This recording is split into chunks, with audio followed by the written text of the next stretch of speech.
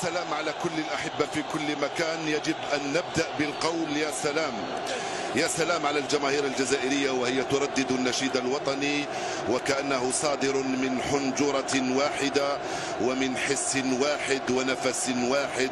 وشخص واحد وقلب واحد،